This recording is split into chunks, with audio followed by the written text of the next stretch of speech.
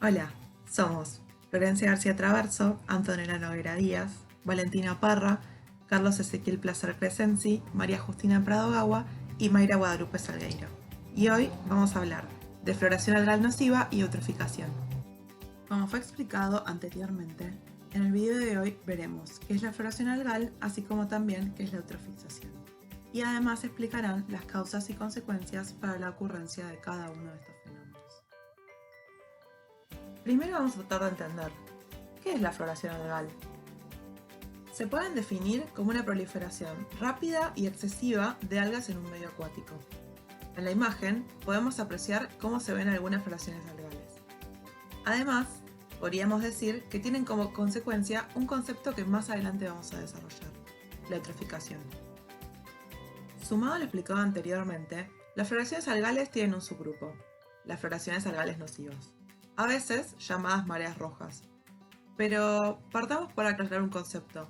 No son mareas ni tampoco todas son rojas. Entonces, ¿qué son? Las floraciones algales se pueden considerar como nocivas cuando provocan daños en la salud o en la actividad pesquera, o bien interrumpen la actividad turística.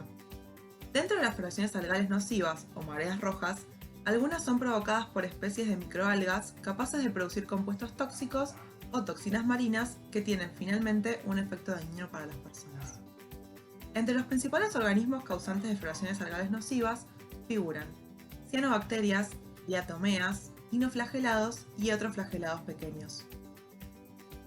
Por ejemplo, en la costa chilena hay más de 20 géneros de algas que están causando la floración algal nociva. Entre ellos destacan dinophyceas, rafidophyceas, chrysophyceas, silicoflagelados y basilarophyceas. Estas algas sirven de alimento a los moluscos bivalvos, que posteriormente las personas consumimos. En sí mismos, los bivalvos tienen una gran tolerancia sumada a la capacidad de bioconcentrar las toxinas generadas por las algas. No así los seres humanos, quienes al consumir los bivalvos contaminados pueden sufrir distintos grados de intoxicación. La intoxicación en seres humanos puede ser de diferente grado, variando desde simples molestias gastrointestinales hasta causar la muerte en pocos minutos, dependiendo del tipo y de la concentración de las toxinas. Ahora vamos a hablar de las causas y las consecuencias de la floración algal nociva. Las causas de la floración algal son: los niveles excesivos de nutrientes en los cursos de agua pueden provenir de fuentes vinculadas con los humanos. El fósforo y el nitrógeno son dos nutrientes importantes que utilizan las algas verdes azuladas en su crecimiento. Otros ejemplos de orígenes de estos nutrientes pueden ser fertilizantes y desechos humanos y animales, filtraciones de los sistemas de alcantarillado o aguas residuales, desagües, pluviales, fertilizantes para el césped, desechos de mascotas y animales silvestres, así como actividades agrícolas. Otra causa podrían ser los fenómenos climáticos inusuales, como las lluvias abundantes o la sequía. Los cambios climáticos globales, como por ejemplo el calentamiento global, se han relacionado a un incremento de las floraciones algales. Además, la disponibilidad de la luz solar tiene una gran influencia, ya que a mayor disponibilidad de luz, mayor la probabilidad de que ocurran floraciones algales nocivas. Los vientos fuertes también tienen una gran implicancia, ya que cuanto más fuerte sea el viento, mayor sería la probabilidad de las floraciones algales nocivas. Ahora vamos a hablar de las consecuencias de la floración algal. El florecimiento de algas generalmente ocurre en ambientes de agua dulce, como lagos y embalses, los cuales están combinados con temperaturas cálidas, aguas estancadas y alta concentración de nutrientes que puede resultar en el crecimiento excesivo de algas. El desarrollo de estas floraciones puede generar consecuencias negativas, tales como malos olores, debido a los compuestos volátiles sintetizados por las cianobacterias, anoxia, es decir, la escasez de oxígeno en el agua, la reducción de la penetración de la luz y la liberación de toxinas y condiciones desfavorables para plantas y la vida acuática. En aguas dulces, las floraciones de cianobacterias son indicadores de un proceso de eutrofización acelerada. Esto produce alto consumo de oxígeno por respiración algal y por incremento de la actividad bacteriana durante la degradación de la materia orgánica que se alimenta cuando las flores desaparecen. Con frecuencia se registra anoxia en los niveles más profundos del sistema acuático, ocasionando la muerte de los peces, especialmente los que viven próximos a los sedimentos. Asimismo, se pueden producir efectos mecánicos o químicos sobre los organismos acuáticos debido al incremento de microalgas, ya sea colmatando las agallas de los peces e impidiendo el intercambio gaseoso o intoxicando, directa o indirectamente a los organismos a través de la cadena trófica, produciendo un desbalance general del ecosistema. Asimismo, pueden llegar a haber efectos negativos sobre las personas, las cuales pueden estar expuestas a las toxinas de las floraciones algales al tragar o al nadar en aguas afectadas, como el pescados o mariscos envenenados, que incluso cuando los alimentos están cocinados quedan toxinas de algas, o al inhalar gotas de agua suspendidas en el aire. Dependiendo del nivel de exposición y del tipo de toxinas de algas, las consecuencias para la salud pueden variar de leves a graves y en casos extremos pueden llegar a ser fatales.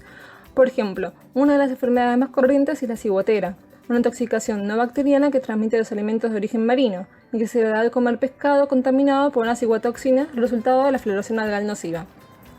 Hay distintos tipos de cianotóxicos y estos, por ejemplo, pueden llegar a ser la apliaciatoxina, lo cual produce daños en la piel, la saxitoxina, donde la principal función que afecta son los axones nerviosos, y también las cianotoxinas, que son reportadas con mayor frecuencia en los ecosistemas de agua dulce, son las microcistinas, las cuales dañan el hígado. Asimismo, afecta negativamente al factor económico. La presencia de floraciones de algas hace que el transporte en las vías fluviales sea engorroso, lo que lleva a medios de transporte más caros, como por ejemplo el aire. Los países que se han dado cuenta del crecimiento de las floraciones de algas demasiado tarde, tienen que buscar rutas de transporte alternativas para participar en el comercio, lo que da lugares a grandes pérdidas económicas. Además, dado que el crecimiento de las floraciones de algas provoca la muerte de la vida acuática, pueden producirse pérdidas generalizadas para los pescadores que dependen de la pesca como actividad generadora de ingresos. Algunas industrias, como por ejemplo las empresas de procesamiento de alimentos, solo necesitan agua limpia de los cuerpos de agua para impulsar su producción. Esto significa que la presencia de floraciones de algas causará costos adicionales al tratamiento de agua para obtener agua limpia, lo que llevará a un aumento de los costos generales. Además, afecta negativamente a la industria del turismo, ya que hay un olor desagradable, a lo cual a la gente no le parece atractivo. También hay gran pérdida de diversidad, lo cual tampoco es atractivo a la vista, y tampoco hay forma de navegar en el agua o realizar actividades de natación o cualquier actividad acuática que uno desee. Por último, afecta al agua para su consumo, produciendo escasez de esta. La municipalidad tendrá que invertir en procesos de tratamiento de aguas que eliminen las toxinas causadas por la proliferación de algas, aumentando los costos de tratamiento de la demanda de agua, elevando el precio de dicho servicio.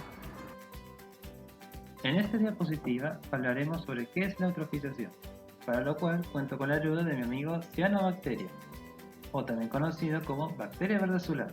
Así que, comencemos. La palabra eutrofización deriva del griego y significa literalmente nutrir. Se usa para designar el enriquecimiento excesivo en nutrientes de un ecosistema acuático, generalmente de agua restringida, como por ejemplo un lago.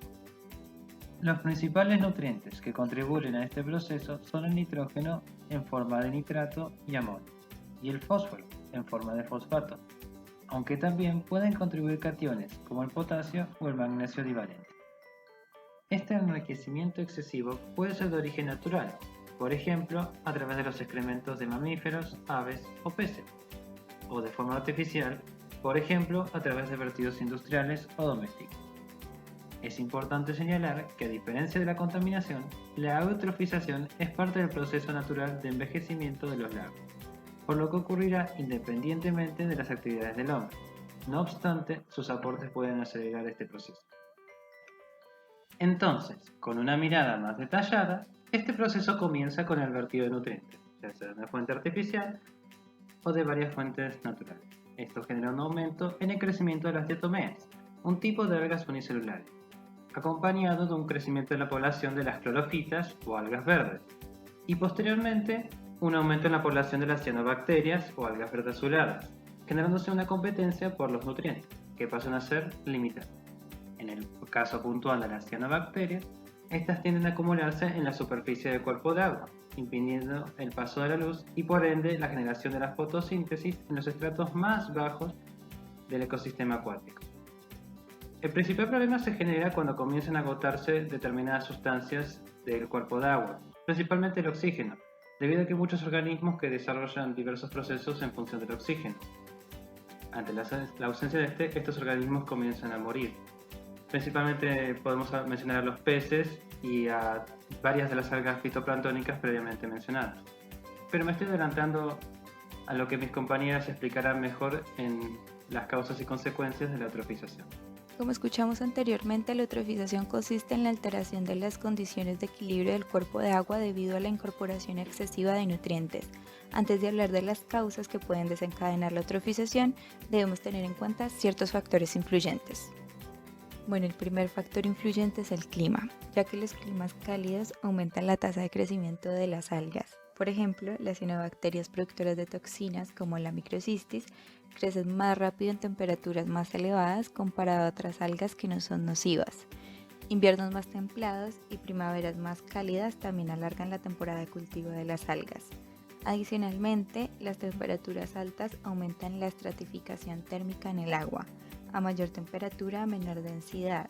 Es por esto que el calentamiento de las aguas superficiales acentúa esta estratificación y puede limitar la capacidad del viento para mezclar el agua, lo que reduce el movimiento de oxígeno y nutrientes a través de la columna de agua, favoreciendo así el crecimiento de las cianobacterias en la capa superficial cálida, donde pueden alimentarse de los nutrientes y bloquear la luz del sol de otras algas y vida acuática.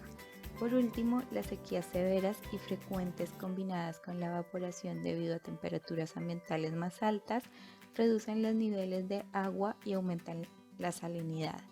Un nivel alto de salinidad puede causar estrés salino en las cianobacterias, causando una fuga en las células y la liberación de toxinas en el agua. El aumento de la salinidad también puede crear condiciones que permitan que las algas marinas invadan los ecosistemas de agua dulce. El segundo factor es la profundidad, ya que cuerpos de agua poco profundos y o de bajo caudal son más propicios para el desarrollo de la eutrofización. El tercer factor es el área de drenaje. Las zonas con poca cubierta vegetal sujetas a precipitaciones abundantes e intensas favorecen la erosión y el arrastre de los nutrientes hacia el cuerpo de agua. Finalmente, el cuarto factor es la geología. En zonas sedimentarias, el aporte de fósforo es mayor que en otro tipo de terrenos. Por su parte, los suelos arcillosos, al presentar una baja capacidad drenante, favorecen la formación de escorrentías y, consecuentemente, el aporte de nutrientes. Si bien la eutrofización es un fenómeno natural en el cual a través de muchos años los cuerpos de agua se van deteriorando, en la actualidad el proceso se ha acelerado por las acciones antropogénicas. La eutrofización como fenómeno natural es un proceso que tarda muchísimos años y se puede dar principalmente por 4 razones: aportes atmosféricos, es decir, precipitaciones, descomposición y excreción de organismos, fijación de nitrógeno por microorganismos y resuspensión y liberación de nutrientes desde los sedimentos anóxicos. Como sabemos, los lagos son ecosistemas efímeros, aunque los de tamaño muy grande pueden llegar a existir durante millones de años. Al paso del tiempo, los lagos se llenan de sedimentos y experimentan una sucesión a terreno seco. Es así como los lagos oligotróficos tienden a transformarse en eutrófico naturalmente. El uso continuo de fertilizantes y el estiércol animal son la principal causa de la eutrofización antropogénica. Estos llegan a los cuerpos de agua principalmente por la escorrentía que se produce cuando el agua de lluvia o las prácticas de riego los arrastran hacia las zonas bajas, hasta llegar a los cuerpos de agua. En el caso de los residuos silvanos, similar a la ganadería, pueden producir eutrofización, aunque en este caso hay que añadir el posible uso de detergentes con fosfatos. En la actividad industrial también se pueden producir vertidos tanto de productos nitrogenados como fosfatados, entre otros muchos tóxicos. Al igual que la eutrofización causada por los residuos de origen urbano, tienen un carácter eminente puntual, afectando cuando se producen a las zonas concretas con mucha intensidad. La quema de combustibles fósiles y la producción de óxidos de nitrógeno y azufre que reaccionan en la atmósfera y producen lluvia ácida causan la eutrofización. Uno de los efectos es el aumento de la lixiviación y el lavado de los nutrientes del suelo que son arrastrados por el agua superficial y subterránea hasta incorporarse a los ríos y acuíferos contaminándolos. El 30% del nitrógeno que llega a los mares se hace vía atmosférica. Luego, tenemos la deforestación, la cual aumenta la erosión y disminuye el reciclaje de nutrientes, aumentando su ingreso al cuerpo de agua. Además, si sus residuos son depositados en las aguas, se potencializa la eutrofización. En la imagen podemos ver cómo un proceso que naturalmente duraba cientos de años, ahora dura décadas. Bueno, acá tenemos una imagen más representativa y holística de la eutrofización en un ecosistema lacustre. podemos ver cómo mediante el vertido de residuos y emisiones tóxicas, el ecosistema se va viendo sobrecargado de nutrientes e inevitablemente se rompe el equilibrio. El impacto que tiene la actividad humana es prácticamente, por no decir la única, causa del deterioro de los recursos hídricos. En el caso de los mares, estos pueden verse contaminados por la desembocadura de los ríos o vertidos realizados directamente desde la zona costera. Debemos tener en cuenta que en el mar, a menudo las aguas más susceptibles de sufrir eutrofización son las más ricas en biodiversidad y estas son las que mayor valor económico tienen para la producción piscícola.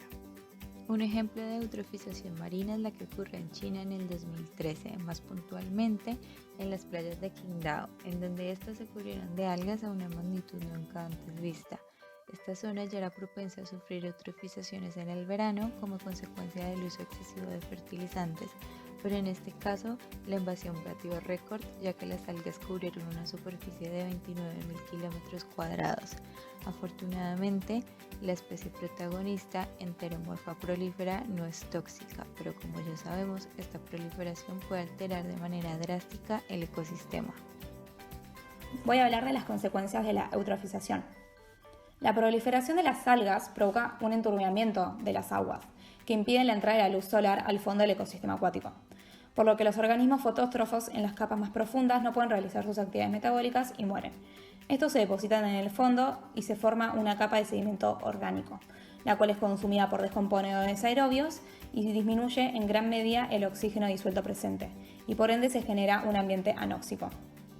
Por un lado, la disminución en la cantidad de oxígeno disuelto en el agua genera una disminución en la cantidad de peces y fauna acuática que necesita oxígeno para sobrevivir.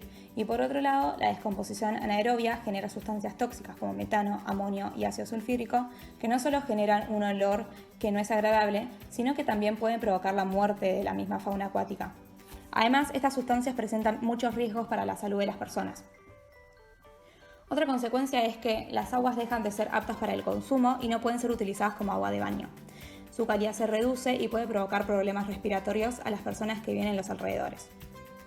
Los pájaros y mamíferos de la zona no se ven directamente afectados por la falta de oxígeno de las aguas, pero sí por la calidad de aire que respiran y de la agua contaminada que beben.